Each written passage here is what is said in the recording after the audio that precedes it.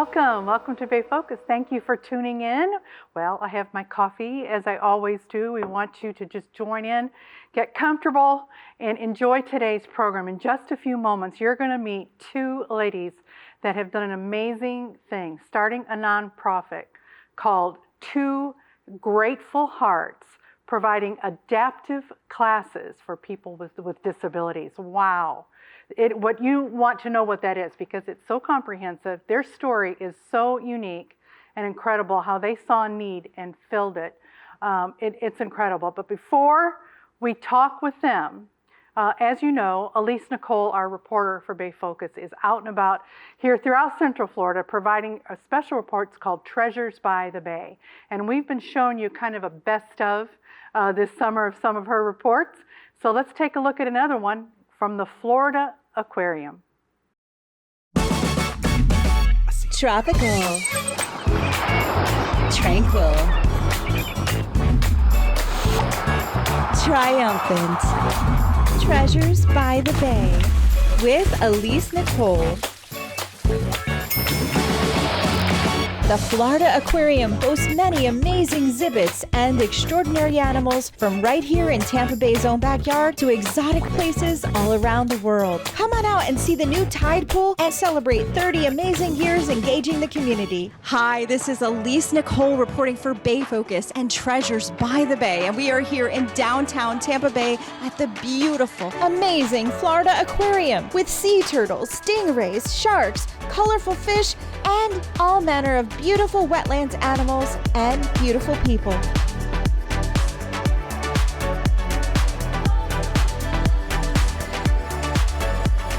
Welcome to the Florida Aquarium. Thank you. It's such an opportunity and amazing honor to be here. Can you tell us what you do and what the latest happenings are and how everything got started?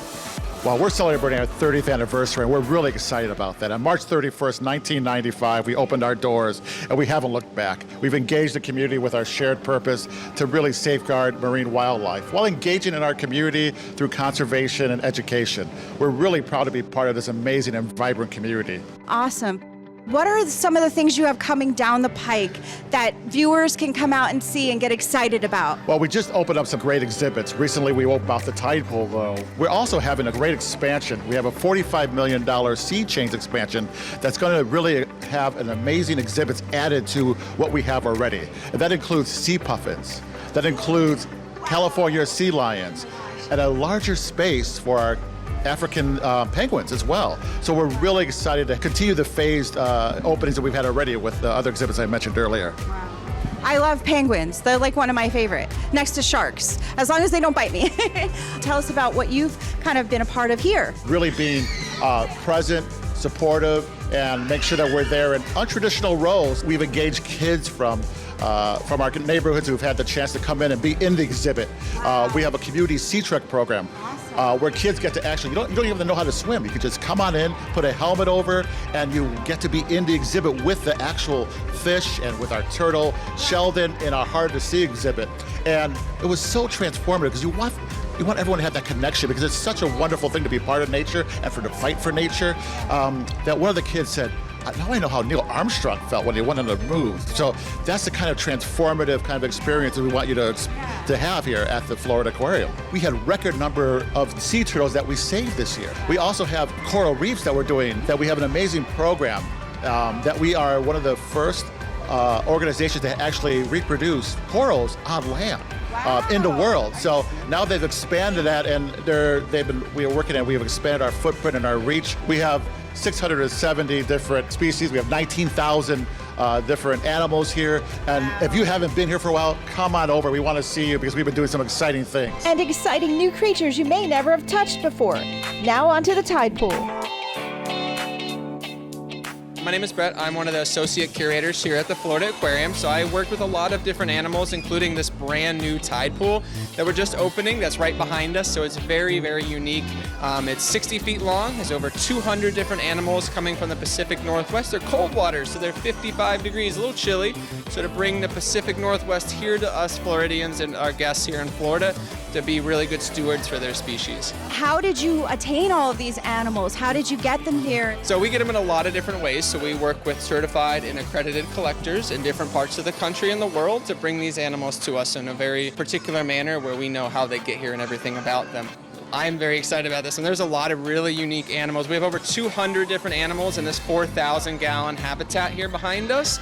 And we have everything from green surf anemones, those are your really vibrant greens. We have ochre sea stars, they're a really pretty purple sea star coming from the Pacific Northwest. Spot prawns, which are a type of larger shrimp that are spotted. Some hermit crabs, different species of anemones. There's all sorts of different animals in this habitat.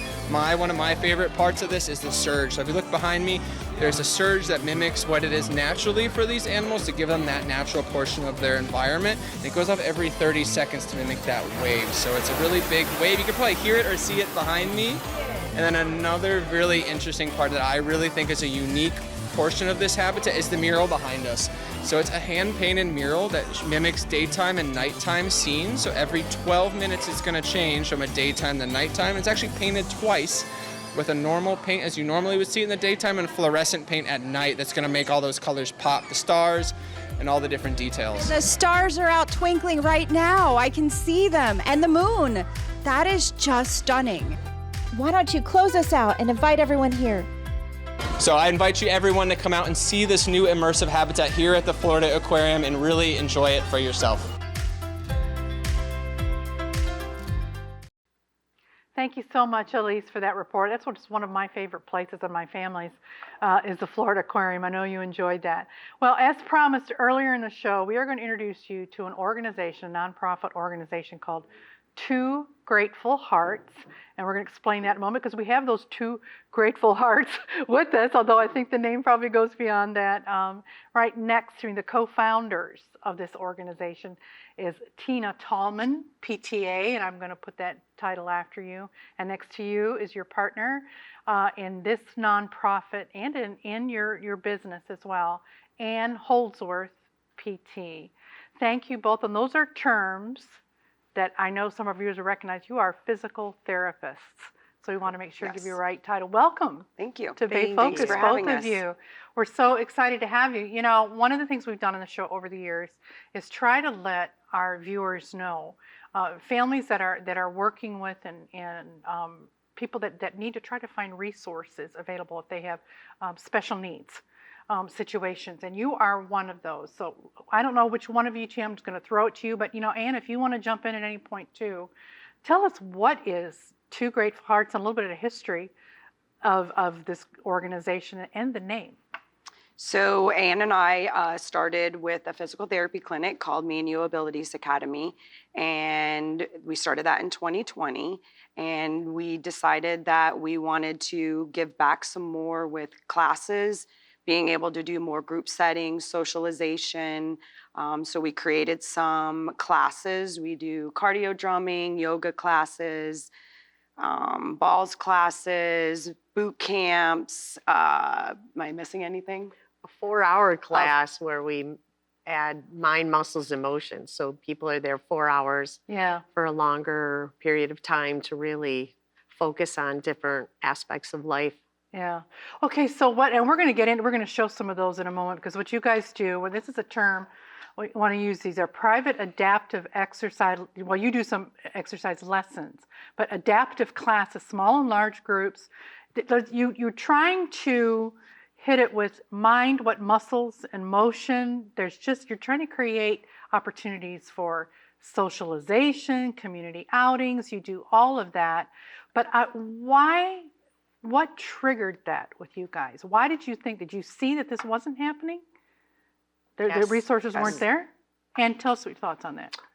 As, you know, seasoned therapists, we were actually in people's homes, and as children age out of the process and you become an adult, the resources dwindle, and parents don't know where to go to find things to do, because now these people are out of class and they have nowhere to go. So usually in 2 or 3 years, that's when we get a call like, hey, my child was thriving, now I have nothing to give them. So they find us on the internet, or however, word of mouth is also another way. And then we saw that, these families really didn't have a place to go where their child felt safe and happy, and making friends is also very important. So that's when we decided, hey, these classes are important in so many ways. Not only can we strengthen them because we're therapists, but foster friendships, socialization, even for parents who are up front waiting for their kids to come back. We call them kids.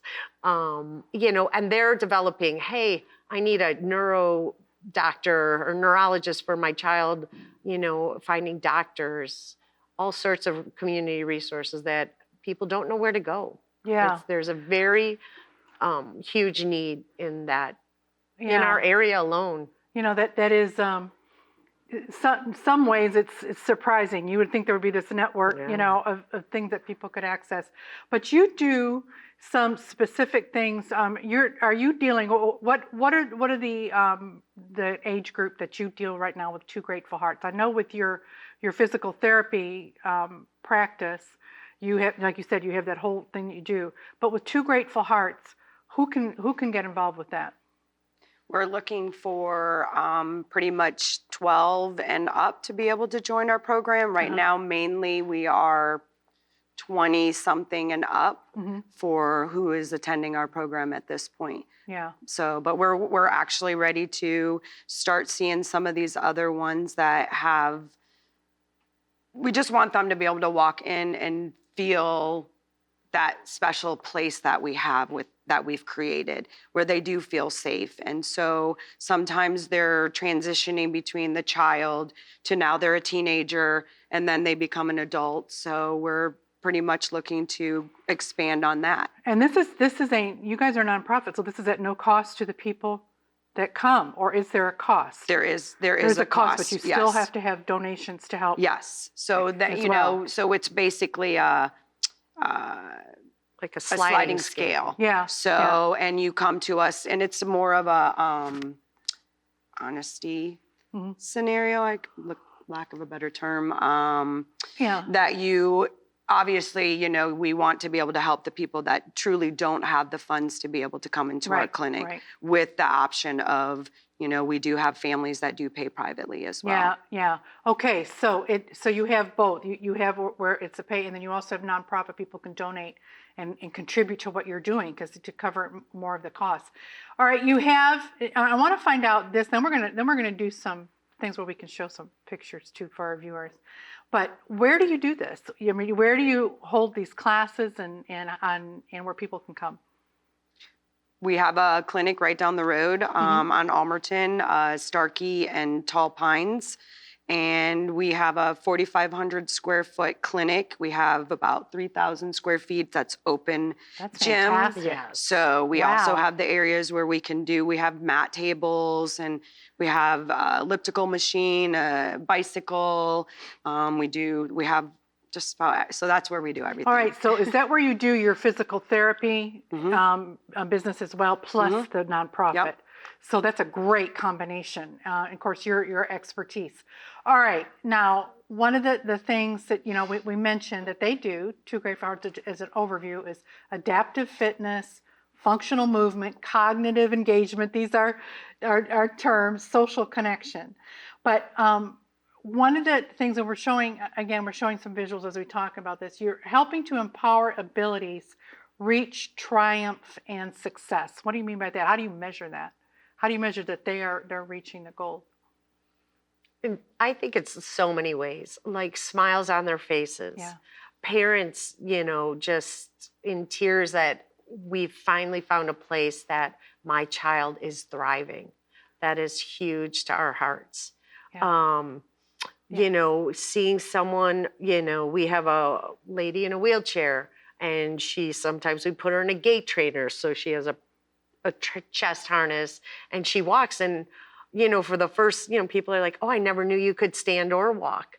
Like, you see all these moments weekly, daily, that we really see so much growth. It doesn't matter if it's, doing a dice game where it's 1 + 2, how much does that equal? You know, trying to get the mental component and seeing someone really struggle with that and finally get to the answer. Friendships, you know, if you're nonverbal, you know, we have two that their faces light up when they see each other and they just touch each other, and the smiles, it really... That would make it worthwhile, that alone. It is just so special. Yeah. Like the classes are really, truly amazing every day. All right, another thing you do is you support, you're supporting other community nonprofits, correct? You're connecting. You're doing some communication between the two and helping, kind of thing. All right. Tell us about the masquerade party. That sounds fun. Yes, so that was, so part of our program with our adaptive fitness program is we host once a month, we do some sort of whether we do a party at our clinic or we go out to the community outing. So we came up with doing masks. So we ordered these masks and everybody painted them, decorated them, however they wanted. Everybody worked on them for about 2 weeks before the actual masquerade ball. And then we had a great party and everybody got to showcase their mask, and it was a great time. All right. And then another thing that I loved looking at was Special Olympics basketball. Tell us about that. Oh, well, I'm a sports enthusiast my whole life. So I've always wanted to be involved. So Tina, I've taught her a lot. I'm not a sports person. And she did great. So we have 2 teams, a 3-on-3 team that plays half court, and then a special team skills, which is more standing and pass throw, and they shoot. So it's non-contact. Yeah. And that's great because we had one of our wheelchair ladies is now in it, and she loves it, and she's never been able to participate in any sports her whole life. Yeah. So it was amazing.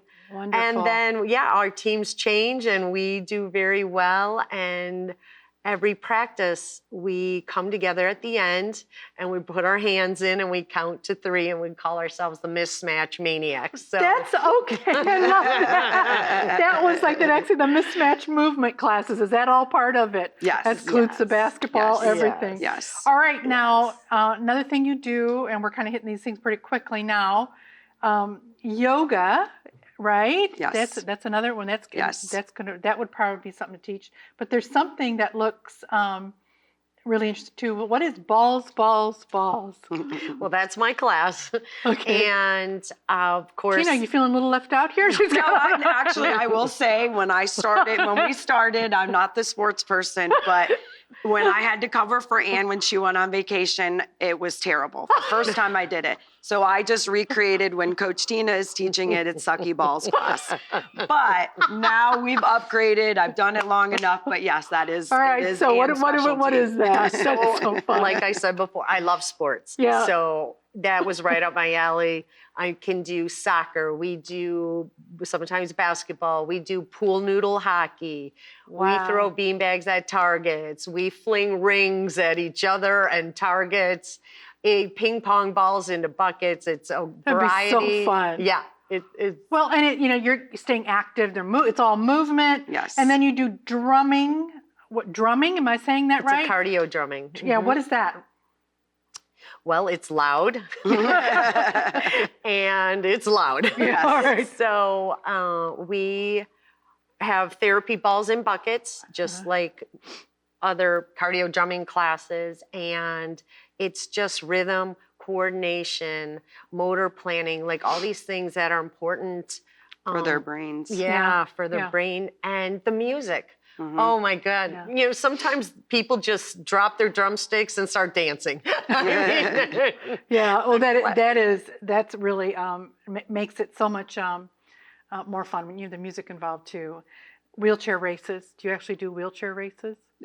We've been known to have that happen. We just recently had one at the gym, and I encouraged it.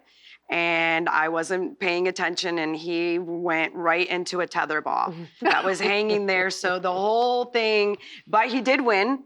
So so it just we're very spontaneous. So nobody really knows what to expect. We can be a little wild and crazy, and that's the element of surprise of making things fun. Yeah, you're making it fun, but you have some actual goals, the things you're trying to accomplish. Yes. Physical movement, things that they can do cognitively. Social, another thing you mentioned, you have outings, correct? You have outings. How would you say, and we heard a little bit this earlier on what you shared and about the impact, but what would you say overall? You have people that are enrolled, you probably have their family members that come, caregivers or whatever. What's been the reaction? What's been the response? Overwhelmingly positive. Yes, and peaceful, like, wow, this is gonna work.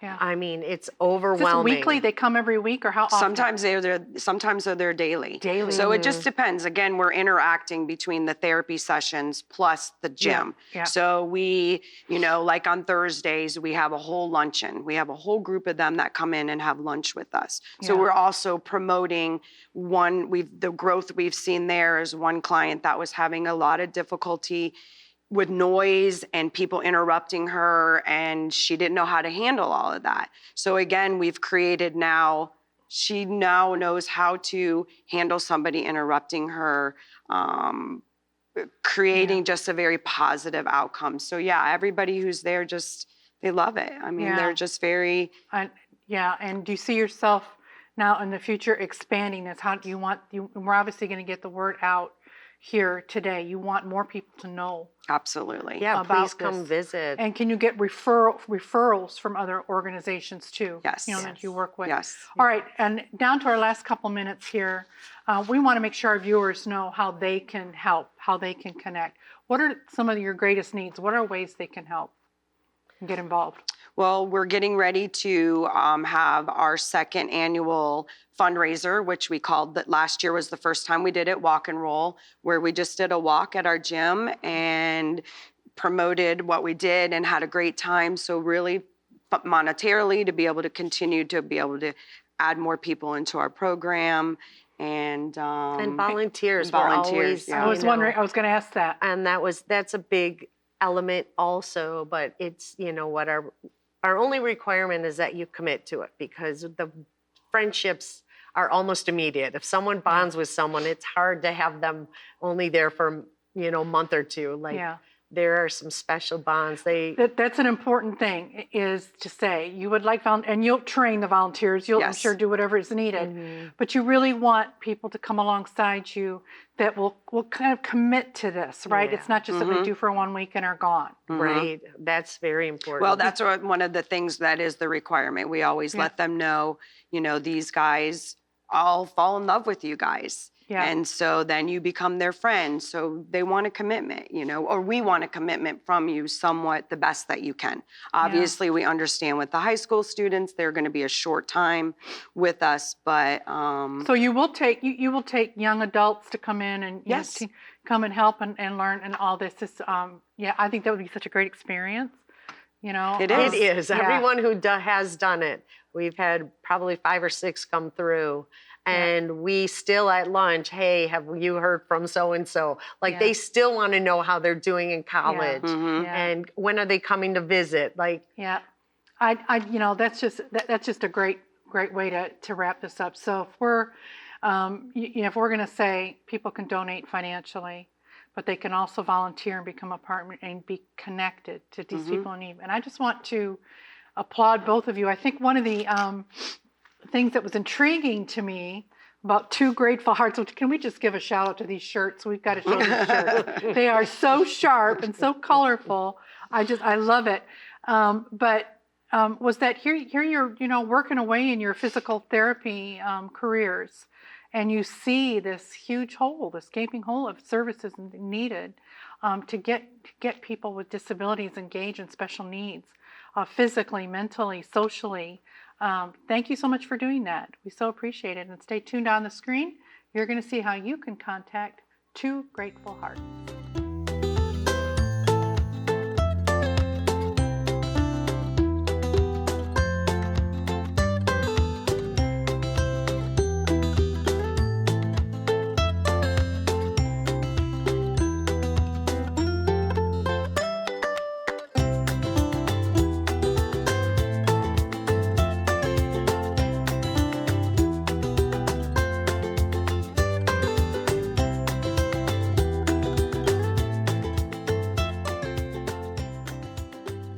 We want to hear from you. Is there an event happening in the Tampa Bay area or an organization helping the local community? If you have answers, let us know.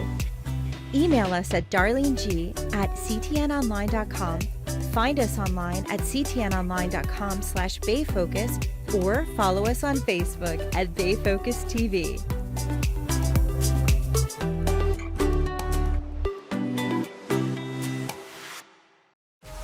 What am I supposed to do with my life? Why do I feel stuck? How do I keep going when things are hard? Amplify is a collection of powerful conversations designed to help you navigate faith, purpose, and real life. Find your next conversation on Amplify Podcasting Network.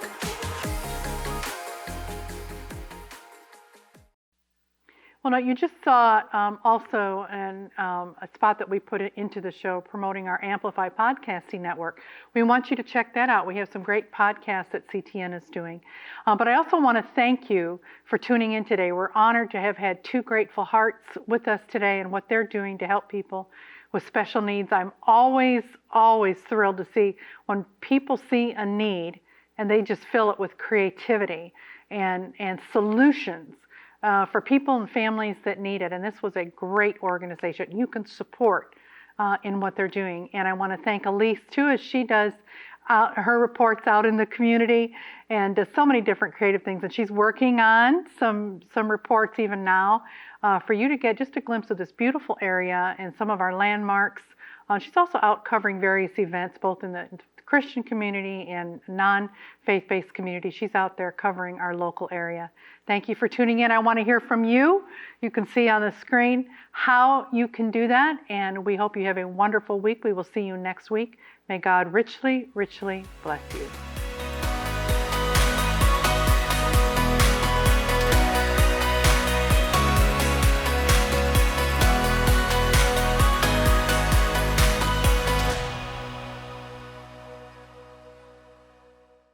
From the Gulf Coast to the bustling downtowns, here at Bay Focus, we're highlighting all of the local individuals, community organizations, ministries, and events taking place across Central Florida. Whether we're out on the road or in the studio, tune in to hear about the faith and action happening in your community. Watch Bay Focus with host Darlene Greenlee on Wednesdays and Thursdays on CTN Greater Tampa Bay, or watch on demand at ctnonline.com/bayfocus.